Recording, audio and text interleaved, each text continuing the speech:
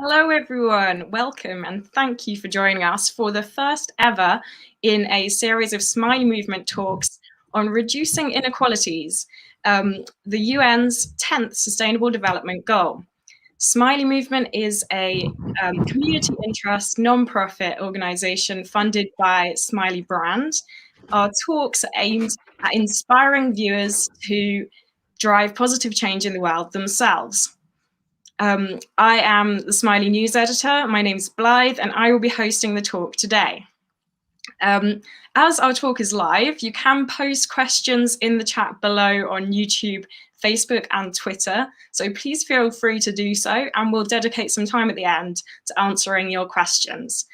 So this series covers a whole range of different types of equality and how we can reach that goal. And today we are focusing on racial equality, asking the question, can racism be fixed? And here with us today to answer that question, we have Emmanuel Gottora, a community organizer for Citizens UK, whose work involves tackling racial inequality at the community level. So thank you so much for joining us, Emmanuel. Thanks for having me.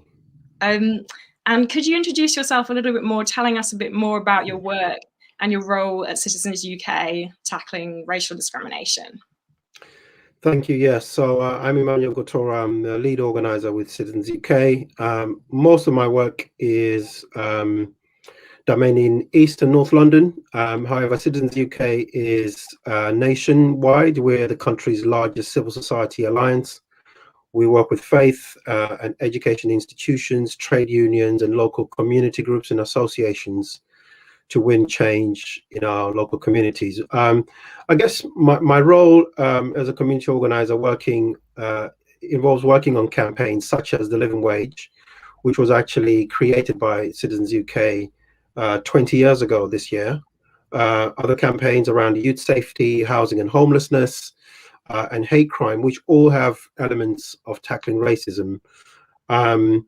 My entry into Citizens UK, if you like, was actually through the living wage campaign, which is now a national, which is now recognized nationally.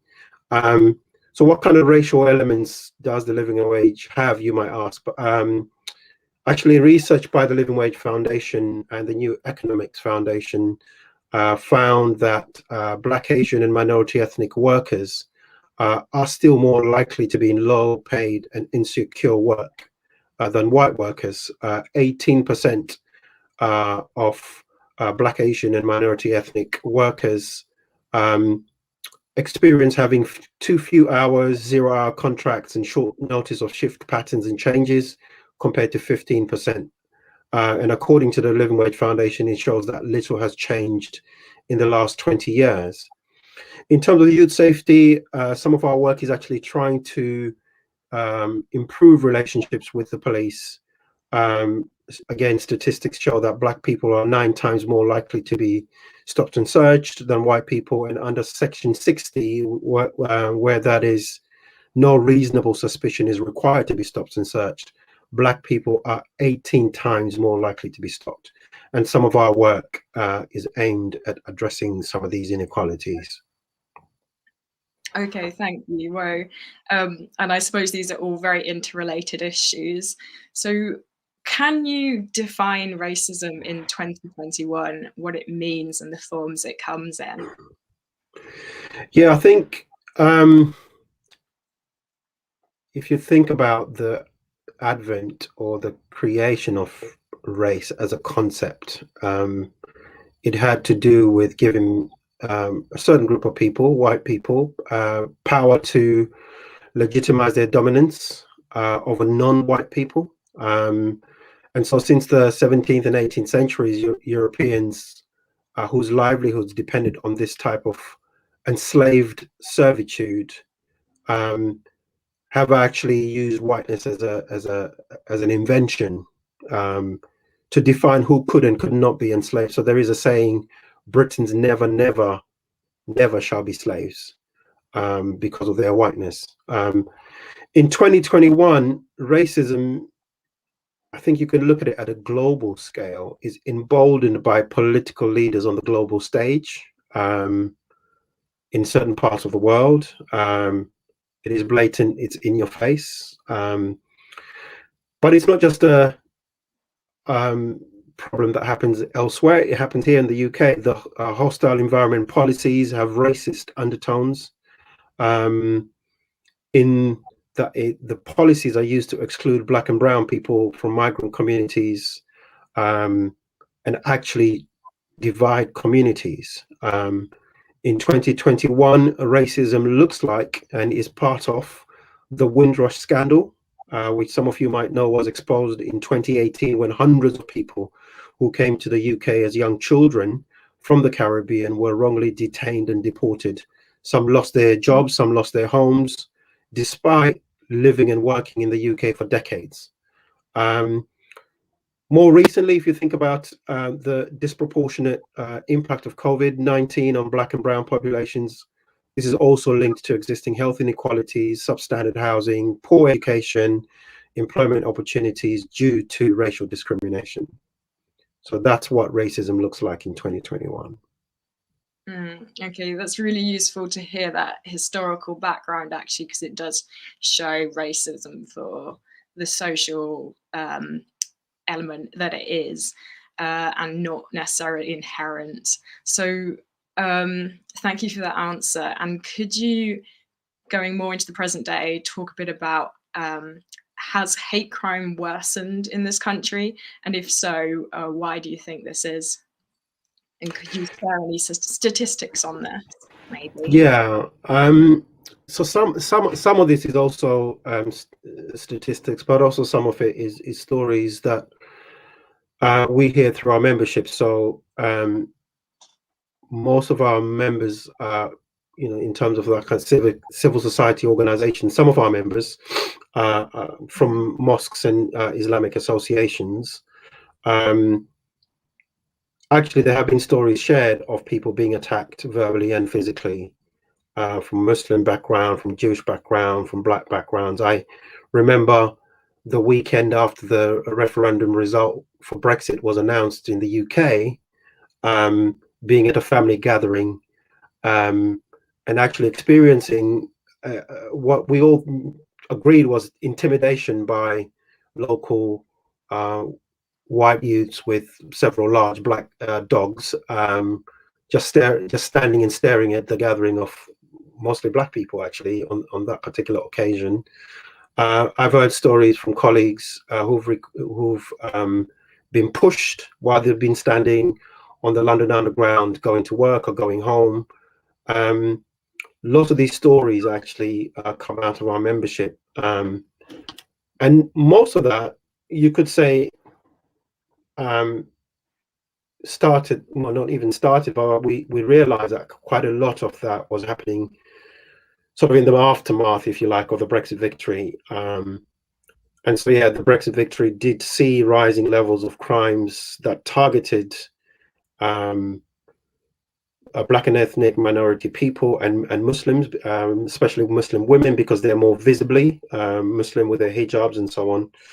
And according to statistics at that time, the police recorded more than 2,300 racially motivated offences in London in the 38 days following the referendum, compared to 1,400 in the 38 days before the referendum. And according to the National Police Chiefs Council, these crimes had increased by nearly 50% in England, Northern Ireland, and Wales in the month following the referendum. So even in that, race was seen as a motivating factor in nearly 80% of those incidents. And sexual orientation was also another factor in those incidents. Okay, so there's just way too much of this going on, really. And you mentioned different groups of people there, and actually this isn't just about bunging everyone into one group, and everyone has different experiences of racism, I suppose. I wanted to ask you as well the role you think language plays in communicating about people that look a certain way when talking about racism today. Yeah, I guess part part of that, kind of going back on the hate crime thing as well. I think you might have picked up in the last week or so that misogyny is also now recognized as a hate crime. So that's really important to note, because Citizens UK, as well as several other groups in the country, played a role in actually making sure that police forces across the UK do record and register misogyny as a hate crime. So that's really, really key and really important.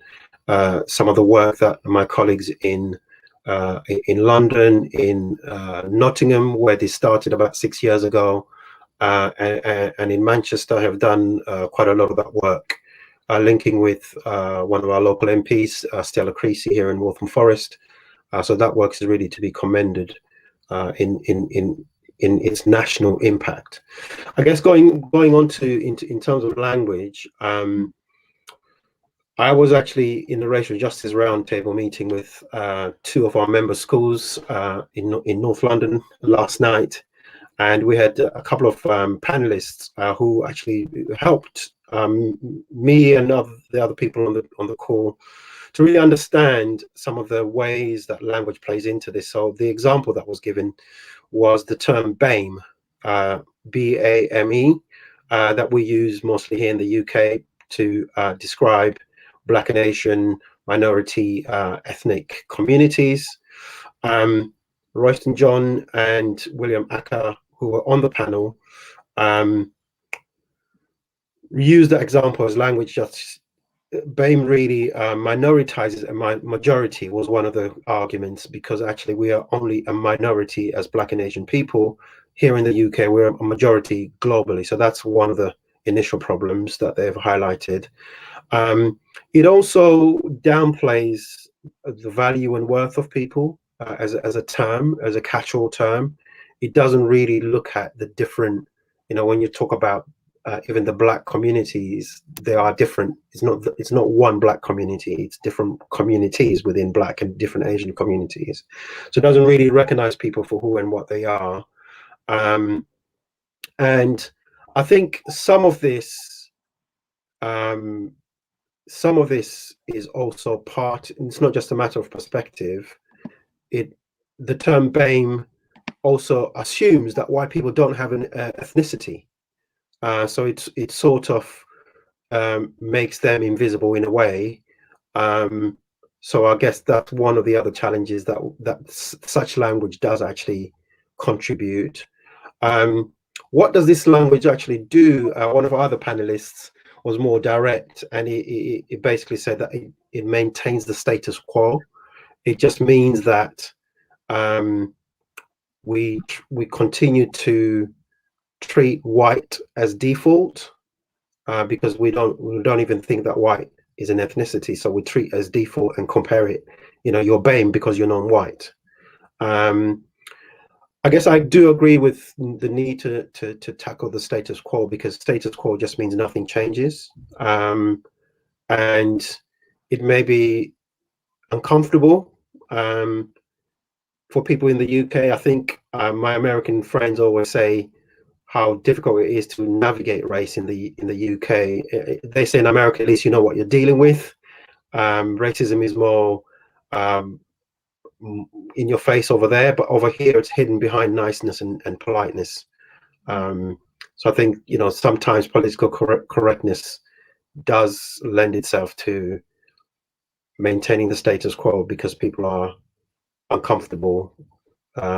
Because if we still go back to BAME, it avoids saying the word Black or Asian, and that might be because people are uncomfortable with saying Black. But actually, I personally, I define myself as Black. I'm Black African. I'm originally from Zimbabwe. That's how I define myself.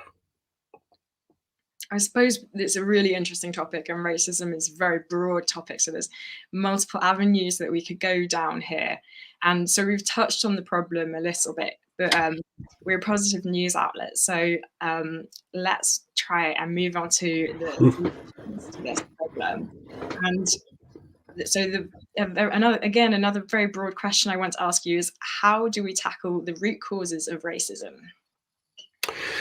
Yeah, I mean, that's good to look at the solutions as well. In my line of work in community organizing, we talk about problem to issue, um, and that the thing around root causes is really really important. Mm. So I think what we should be thinking about is um, we should all be imagining together to start with what the world as it should be could look like. We live in the world as it is, and um, the lived experiences of Black and brown people is that they do face racism, not just in the moment, which most of us witnessed uh, globally in May of last year, the knee on the neck of the policeman on George Floyd. Uh, Quite a lot of this is everyday reality for Black and brown populations, not just in the UK but across the world. Um, and so I think that we should be thinking about if racism is the problem, and we are all imagining from the world as it is to the world as it should be, what could the issues be? What could the root causes be? So, are we talking about the disproportionate stop and search of Black people by the police, and which particular police force are we talking about? So, we need to be very specific. Mm. Or in some of the work that we're doing currently, we've noticed through some of our research that the type of housing that is being built, for example, on the Olympic Park, where you need a median income of about £70,000 to be able to buy a one-bedroom flat in an area actually that is, the host boroughs of the Olympics have low median incomes. Probably the highest is probably about £30,000. That would be Tower Hamlets.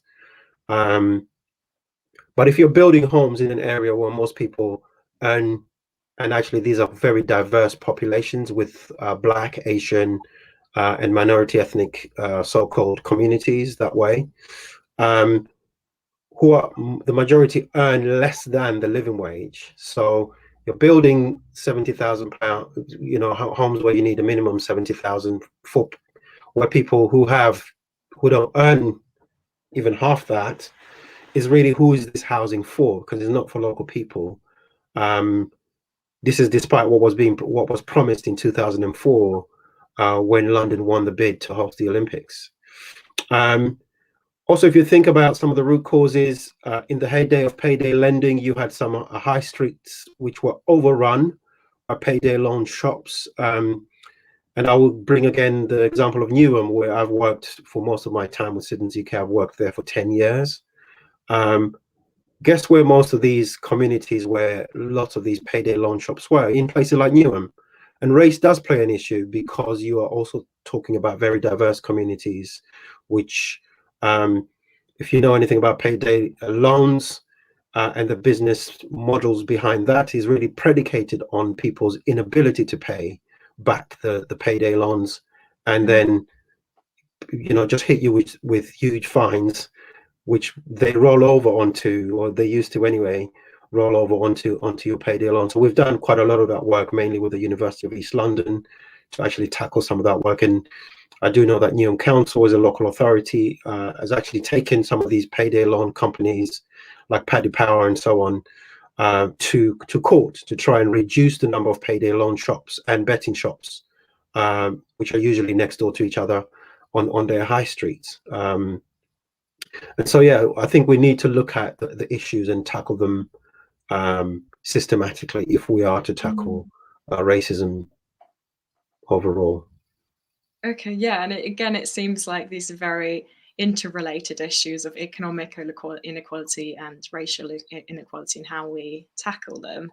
But maybe, as you said, we need to look more specifically to work out solutions. What role in the workplace do employers play in ending systemic racism?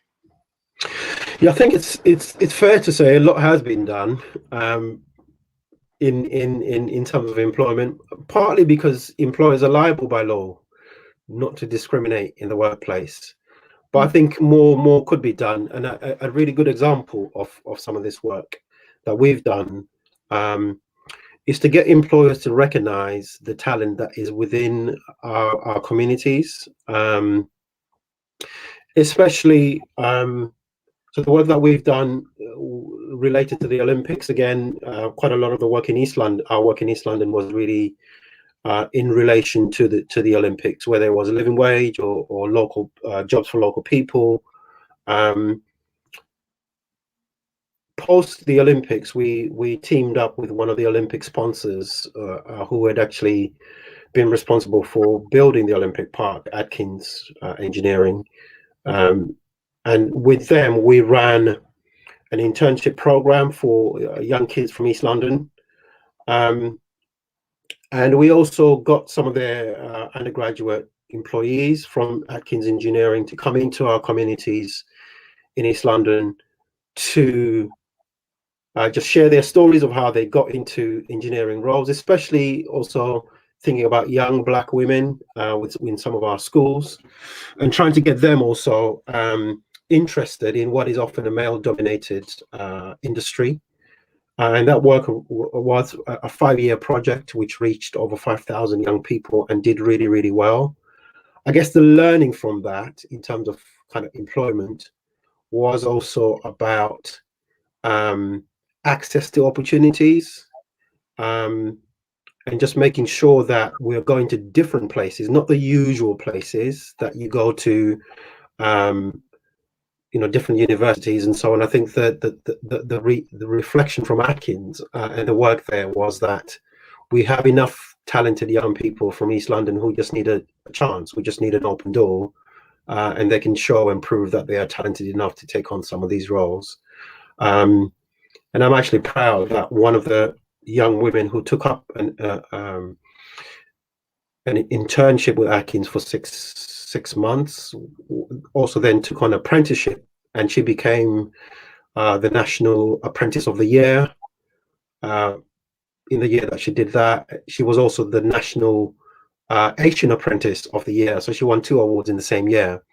So it's really good that some of that work is actually helping to tackle racism in the workplace by opening up more opportunities.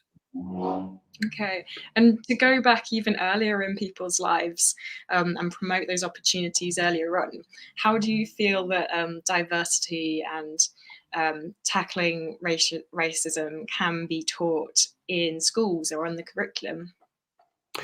Yeah, so some of this conversation is happening with some of our member schools who are thinking about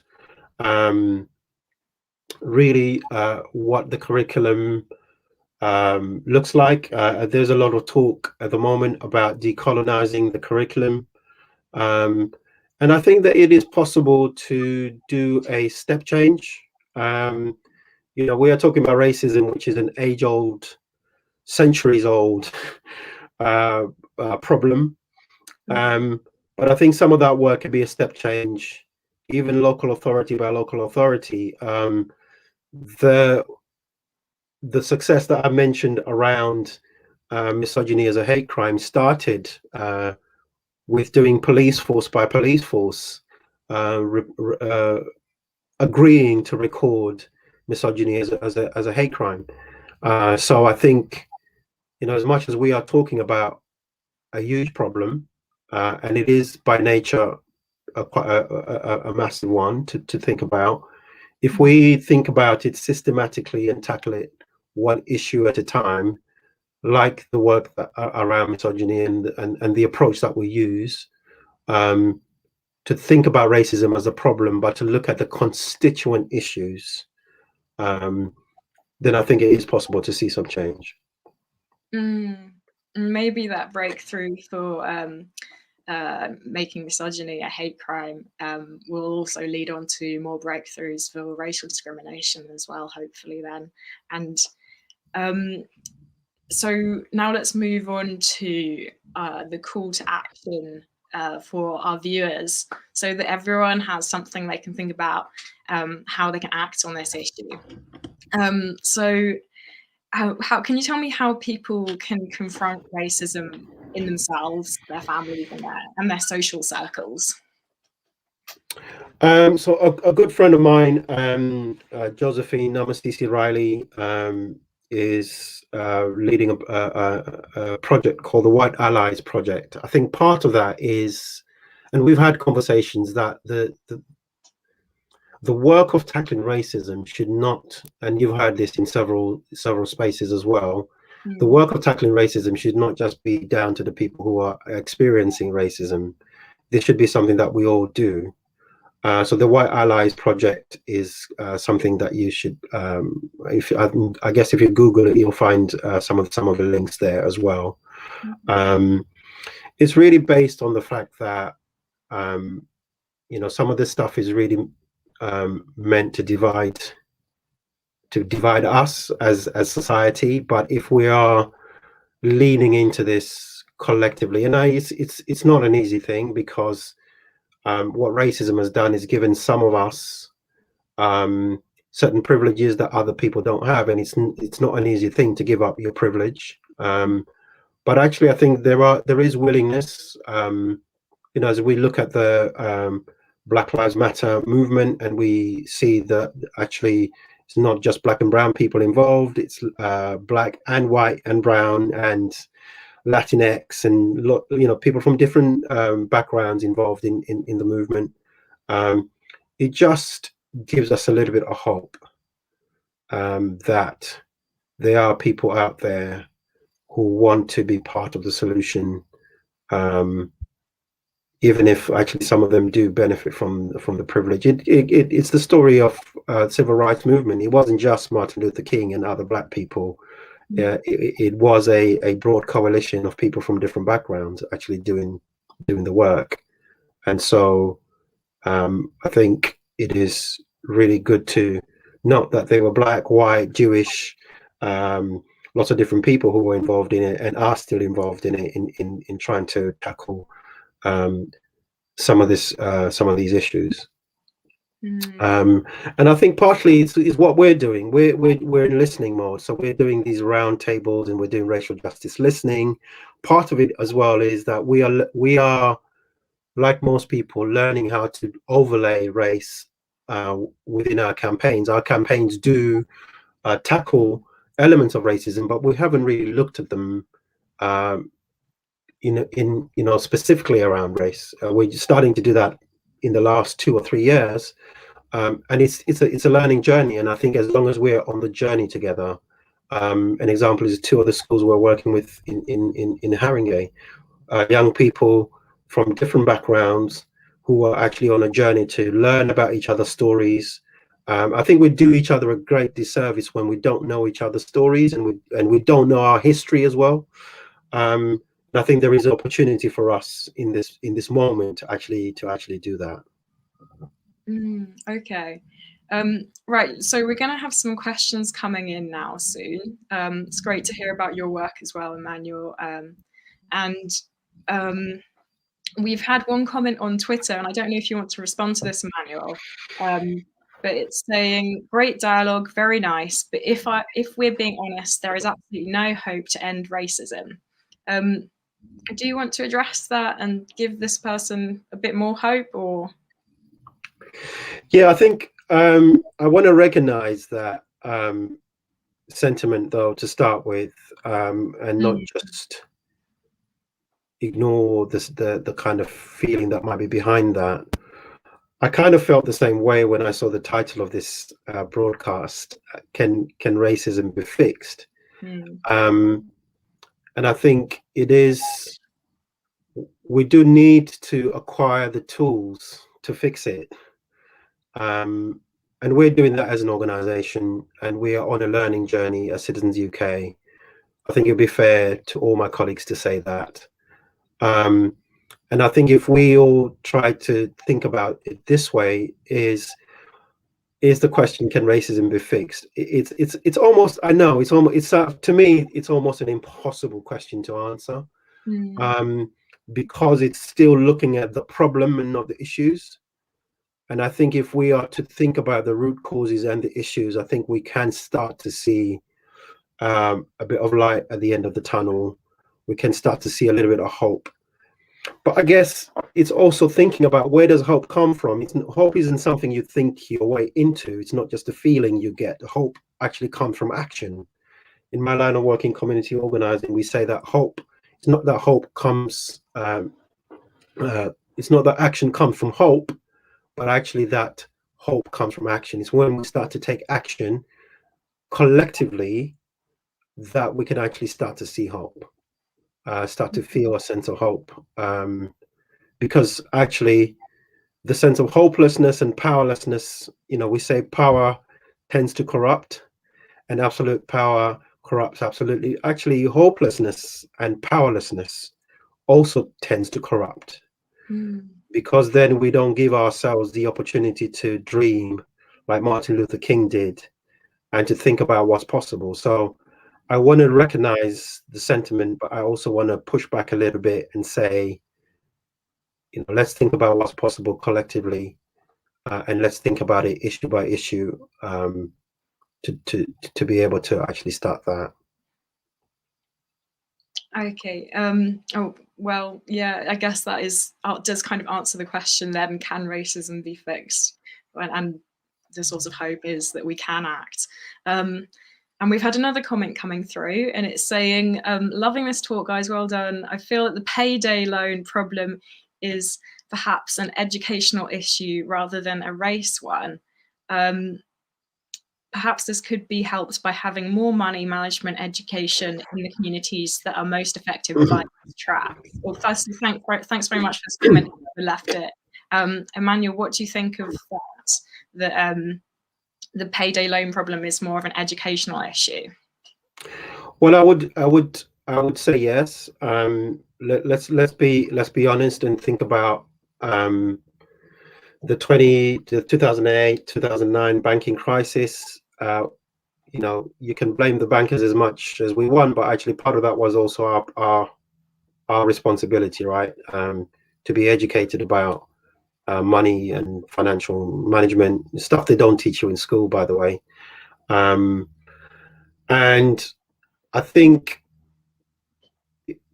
my pushback, though, is if you were to go at the height of the payday loan boom, as it were, if you were to go to a high street in Newham and then go to a high street in a more affluent area, you would not find the same number of payday loan shops and next door to betting shops and liquor stores, in some of the that you would have found in some of the poorer communities. And that was because, well, think about this as well. Why is Wonga out of business now? Because the government introduced, and we campaigned for, as Citizens UK. If you go on, if you see the first page on our website, actually, it's got a group of smiling people with orange caps, and we were saying respect the cap. That was actually outside Wonga's headquarters, when the government introduced a cap to the total cost of credit, which then meant that actually the ridiculously high costs to borrow money from payday lenders was capped by the government.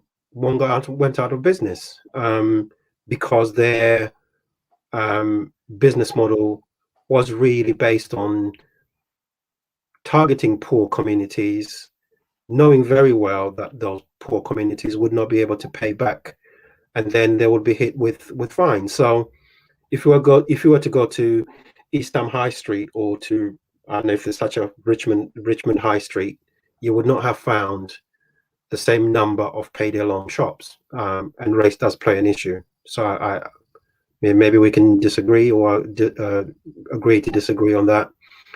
But I feel in very strongly that more affluent communities did not tolerate that sort of business on their doorstep. Okay, right. So again, it does show, I suppose, how these issues are enmeshed with one another, and race is very prominent throughout society as a cause for discrimination, but the good news is that we can act on that and tackle this problem. And I'm afraid we're running out of time, so I'm going to have to wind up. But thank you so much, Emmanuel, for your insight on this topic. It was brilliant to hear from you, and very articulate answers. I'm very impressed. Thank you to our audience for watching. It was great to have you. And just to let you know, we are running a series, as I mentioned at the beginning, of these talks on reducing inequalities. So we're looking for the solutions to a range of different types of inequality, such as gender and economic inequalities. So keep an eye out for those coming soon. And thank you again. Hope to see you on coming talks. Thank you, Emmanuel. See you. Bye.